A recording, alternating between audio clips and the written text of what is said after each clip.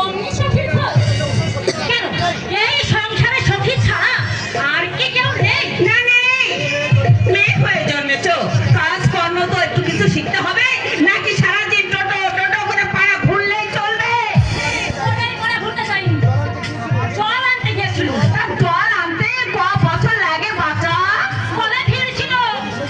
ওই সন্ধ্যা হয়ে গেল, তুলসী তলায় প্রদীপ জেলে সন্ধ্যা দিতে হবে, শাঁখ বাজাতে হবে।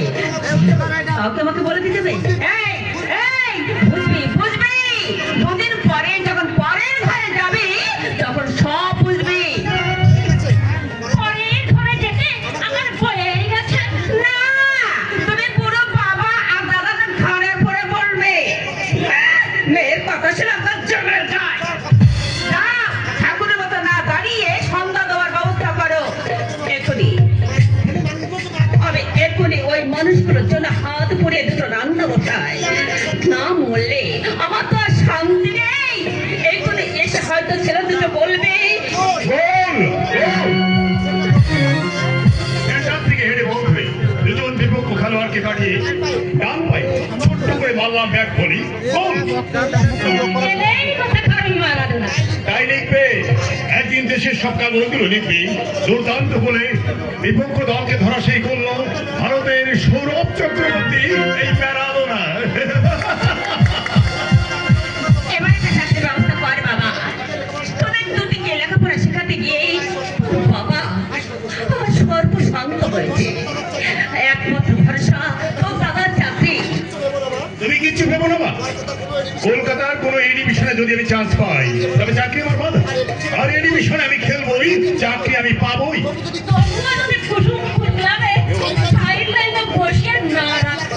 এই কথা বলিস না। খেলেই যাচ্ছিস খেলেই যাচ্ছিস, গোল তো দিতে পারলি না। এ মা, সত্যি আমার কবে ফুটবল খেলতে গেছে? ফুটবল নয় মা, ফুটবল নয়, তবে কিসের খেলা? প্রেমের খেলা। ওরে ওরে মুকুড়ি, মাঠে শুধু ডিবলিং করলেই হবে? বিপক্ষ খেলোয়াড়কে ধরাশায়ী করে গোল করাটাই হলো ফুটবল খেলার আসল সার্থকতা। দেখছো বাবা, আমাদের যত্ন সব আছে বাবা। হ্যাঁ, দেখবেই তো দেখবেই তো। তোদের খেয়ালে আমি বুঝছি না বাবু।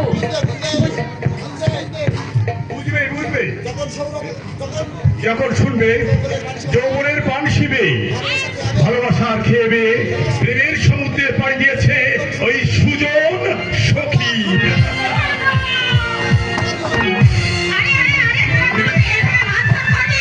আরে থাম থাম। আহা, আমার সংসারে কাজ না করতে দিবি তো নাকি? তুমি কিন্তু ছোটটাকে সাবধান করে যাও মা। যখন তখন যা তা বলবে।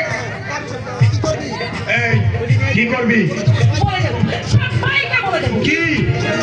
সৌরভ আর শাশ্বতীর গোপন অভিসারের কথা। ওরে ডুবে ডুবে জল খেলে শিবের বাবা জানতে পারলেন। এই সখীর চক্রে তুই ফাঁকি দিতে পারবি না।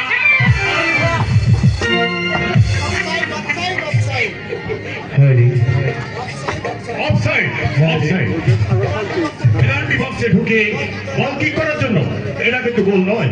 তুমি বলো এই সংসারের রেফারি। রেফারি? হ্যাঁ, তুমি তো শুধু এই ভাঙা সংসারটার গতি নাও, আমাদের মতো ছন্ন ছাড়া অত ভাঙাতেই জন্মই নাও। তুমি এই সংসার ফুটবল মাঠের রেফারি। বাবা গোল দিয়ে দাঁড়িয়ে আছে, দেখে দাদা খেলছে সেন্টার ফরওয়ার্ড। আরে গৌরব একাই এক করে সংসারটা টেনে নিয়ে যাচ্ছে। তোর বাবা এখন বেকার, তোর ওই দাদার উপর নির্ভর করছে তোদের ভবিষ্যৎ, এই সংসারের ভবিষ্যৎ। এখন তুই আমি খেলে যাবো সেন্টার হাফে। ব্যাট থেকে বাবা বল পাঠালে সেই বল ধরে আমি পাঠিয়ে দেবো বিপক্ষে দলের খেলোয়াড় সেন্টার ফরওয়ার্ড আমার দাদাকে। দাদা বল পেয়ে এই গতিতে ছুটে চলেছে, সমস্ত অবহেলাকে পিছনে ফেলে ছোট বাবা, পিছনে ফেলে